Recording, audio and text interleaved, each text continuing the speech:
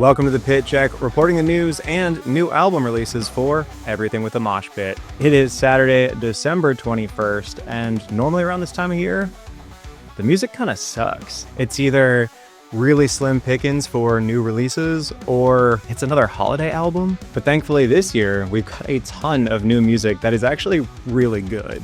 So let's get right into it. This is this week's new metal and hardcore albums you should know about.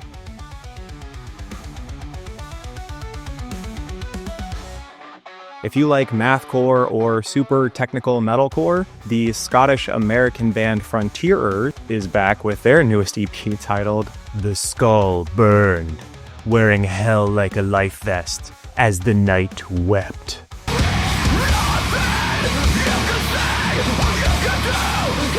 I love that it's such a long title for such a short EP. This EP is only 4 songs, clocking in at a whopping 12 minutes.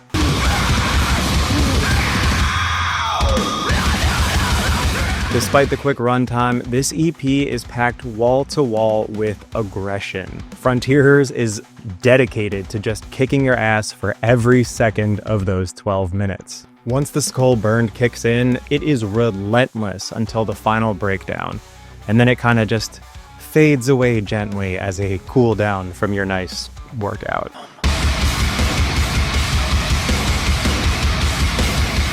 This one is going to be for fans of that chaotic, non-stop wall of sound vibe. It actually reminded me a lot of Structures, if that's not too much of a deep cut. But if you're a fan of any of the old school chaos mathy giants like The Chariot or Converge or Dillinger, you'll find a lot to love here.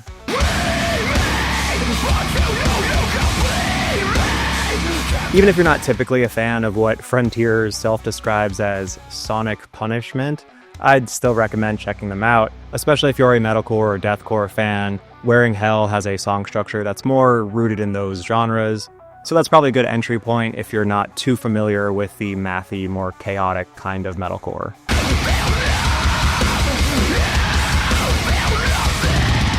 So that was Frontierer with their newest EP. Oh my god, I have to say this again. The Skull Burned, Wearing Hell Like a Life Vest as the Night Wept.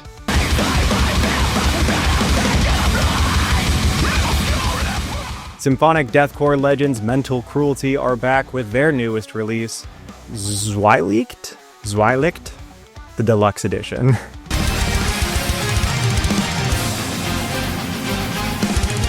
So this is a 3-disc deluxe reissue of their latest album, with disc 2 being the orchestral versions and disc 3 being the instrumental versions. This is a 21-song album clocking in at a whopping 1 hour and 44 minutes, and it's being released by Century Media Records.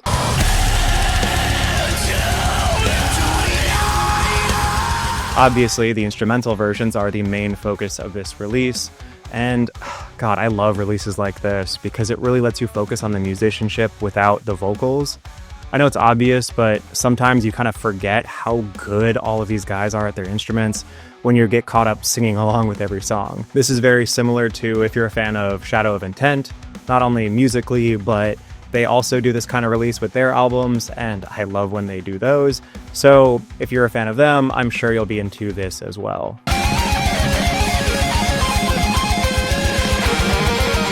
I don't know about you, but albums like this are perfect for adding to like a work playlist or when I'm writing these scripts. So if you're into symphonic deathcore, or maybe you would be if it weren't for those pesky screaming boys, then you should check out Mental Cruelty's newest release, Zwielicht Deluxe Edition.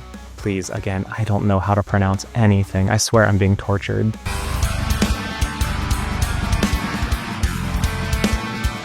Are you a fan of those metal anime theme songs? Well, then you should check out the newest EP from PassCode titled SKILLAWAKE.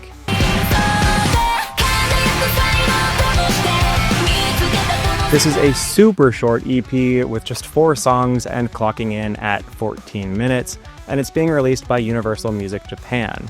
Honestly, it's only actually half that long. There's 2 songs and then 2 instrumental versions of those songs. But that's not like a shock or even a dig at them. They did the same thing just a couple months ago with their EP Will Shine.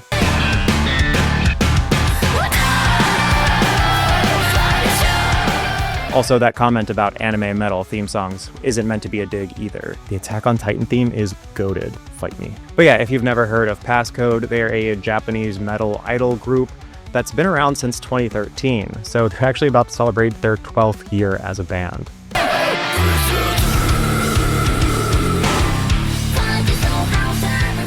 But it's not just the idol group, there are some amazing instrumentals on this EP. The bassist and the drummer especially are shredding, and I love how much screaming is on this release and how well it's integrated into their music, because it really goes to show that it's not a gimmick, it is part of their core sound.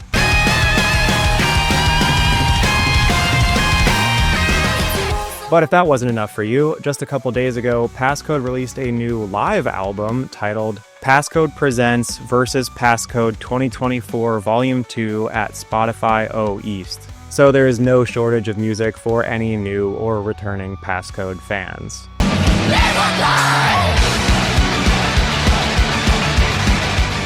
So again, that was PassCode with their newest EP, SKILLAWAKE.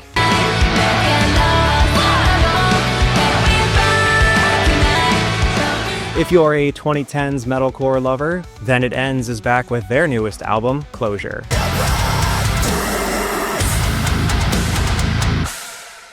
This is a full-length album with 13 tracks and running about 40 minutes, and it's being released by Flourish Records.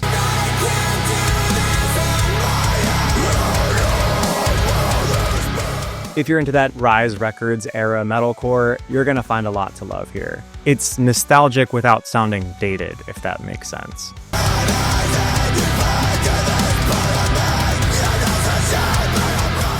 But it still has those amazing 2010s drum fills. It's worth noting that this is what we used to call a hopecore band, in that they're a band that's trying to spread positivity and a message that you're not alone in this world, which thankfully doesn't come off as corny as that sounds. And there's also a pretty cool feature by Nick Deddy of Wolves at the Gate.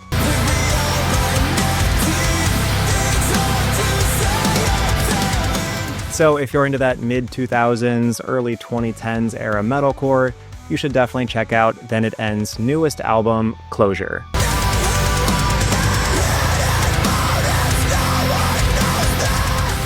Next up, we've got a post-hardcore band with retro synthwave PlayStation 1 vibes. This is Galleons with their newest album, Violent Delight's Leftovers.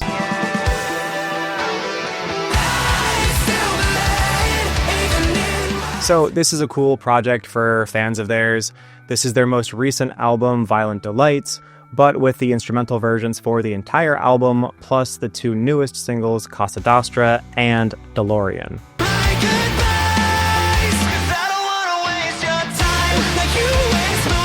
So the instrumentals alone are 15 songs, running just under an hour, and it's being released by Famined Records. Along with this extra music, they've announced that they're also releasing exclusive test pressings, limited edition vinyls, and bonus merch.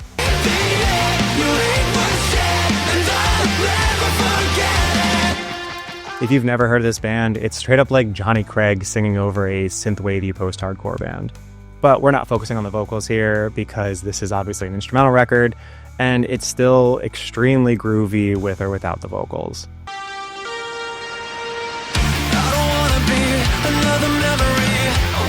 So this is just a quick little update, but if you wanted a fantastic post-hardcore band that has a lot of synthy retro elements, it's a good time to check out Galleons and their newest album, Violent Delights, and specifically the Deluxe Violent Delights Leftovers.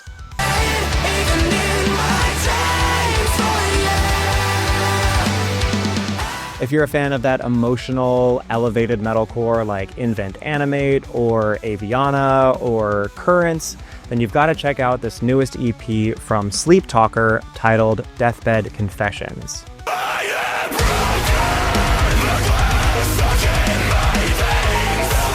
This is only a 4-song EP and clocks in at about 14 minutes, but I believe it's being released independently, which is awesome because they have built up a ton of buzz for themselves lately. They even managed to get a feature from Mike Terry of Volumes on this EP.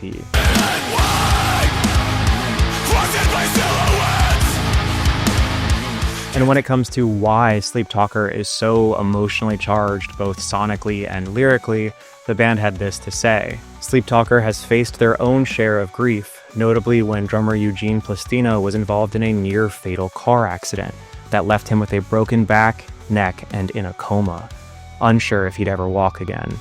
After months of recovery, the band channeled the emotions of this traumatic experience into their music.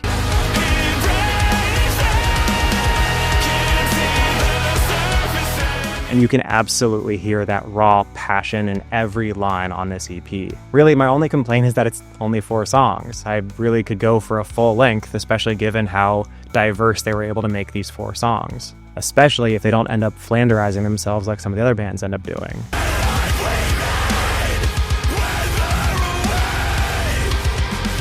So again, this was a nice little introduction to this band Sleeptalker with their newest EP, Deathbed Confessions.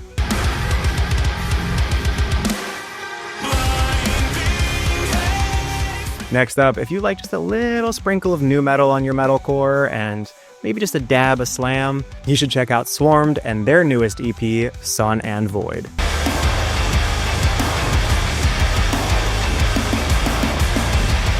This is a 6-song EP and it's clocking in at about 21 minutes, and it's also being released independently.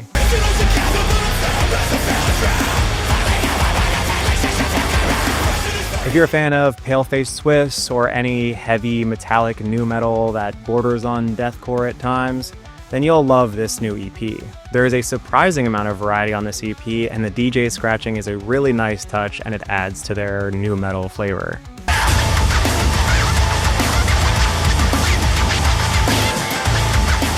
So again, that was a quick one from Swarmed with their newest EP, Sun and Void.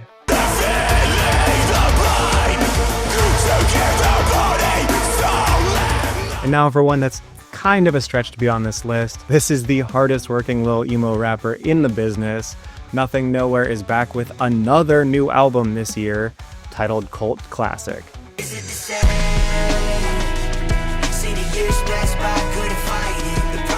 This is Nothing Nowhere's 4th album of the year. Back in 2023, he said he wanted to make 4 albums in 2024, and as of 11 days left in the year, the Mad Lad did it.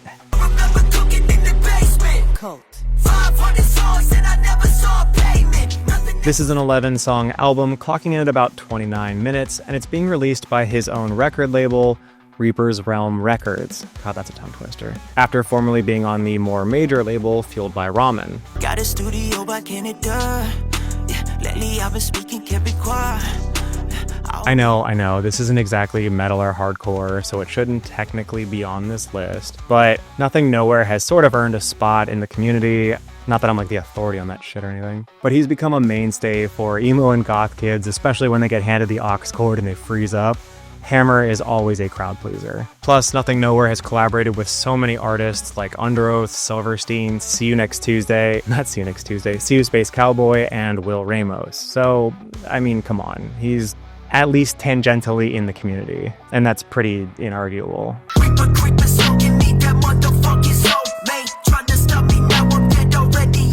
This album notably doesn't have any of the more crossover songs like the ones with the features I just mentioned. This one has a lot more of the chill, vibey, sad boy rap songs, with a couple of those like grimy, darker, bars-focused songs thrown in for good measure. I actually don't mind the lack of crossover songs. Sometimes they can get a little corny with the features, but I would have liked for a couple more up-tempo songs, but I get that that wasn't the vibe of this album. This is his 4th album this year, and each one has had a separate vibe. So if you did want some of that, you should go over to Black Magic or some of the other ones. This one has a much more introspective and chill vibe.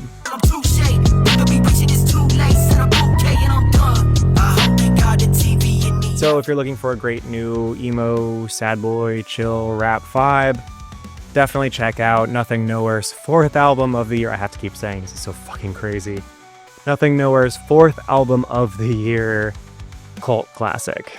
That I'm craving any normalcy, like having some friends, not touring again and living content, and I'll surrender. Here are some quick hit album releases from bands you may or may not know about. Artifer has a new full-length album titled Still Alive. This is for fans of metalcore, but again, without all that pesky screaming. I just Then we've got 6 Below Zero with their newest album, No One Will Remember Our Names.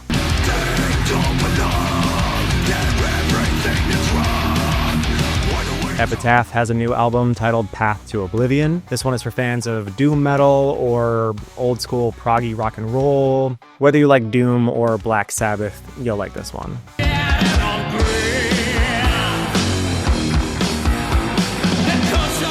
Ophelia's Eye has a new EP titled Catharsis. This album is generally melodic death metal, but not too heavy. It's got clean choruses and more traditional song structures, but they've got a new lineup and that's cool to hear.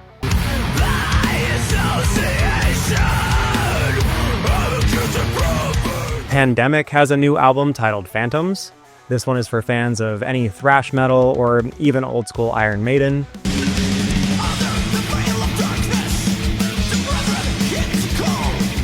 And Subway to Sally has a new album titled Postmortem. This one is for fans of folk metal or fun metal drinking songs.